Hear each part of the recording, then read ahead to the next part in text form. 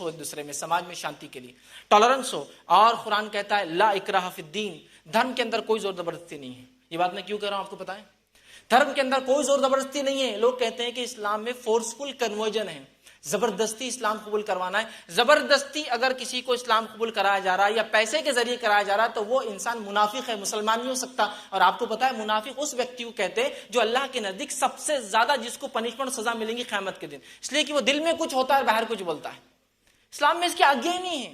کہ تو آج بہت چل رہا ہے فورسفل کنورژن کی بات، تو میں رکھ رہا ہوں اسلام نے تو کہا لا اکراہ فی الدین، اسلام میں کوئی زور زبردستی نہیں ہے. یاد رکھیے کوئی زور زبردستی نہیں.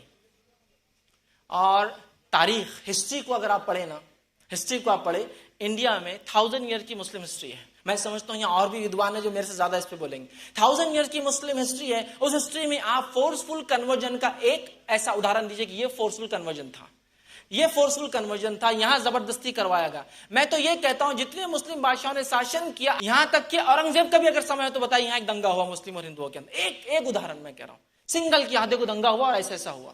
آپ کو نہیں ملے گا، نہیں ملے گا. اس لیے کہ یہ اسلام میں ہے ہی نہیں، یہ اس کی شیکوین نہیں، اس کی تعلیمات نہیں ہے، اور یہ غلط ہے. یاد رکھیے. تو ٹالرنس لا اکراہ فی الدین، دین میں کوئی زبردستی نہیں. اور اسلام کے آنے سے پہلے آپ کو پتا ہے جتنے دنیا کے دیش تھے ان کے جو بادشاہ ہوا کرتا تھا اس کا دھرم ہی ساری رعایا کا دھرم ہوا کرتا تھا، اور جو ایسا نہیں کرتا اس کو مار دیا جاتا تھا.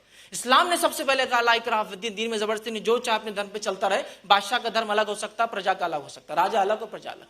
دوسرا قرآن کا لکم دینکم ولی دین، تمہارے لیے تمہارا دین اور ہمارے لیے ہمارا دین. کوئی فورس نہیں، آپ اپنے دین پہ چل سکتے، ہم اپنے دین پہ چل سکتے. اسی طرح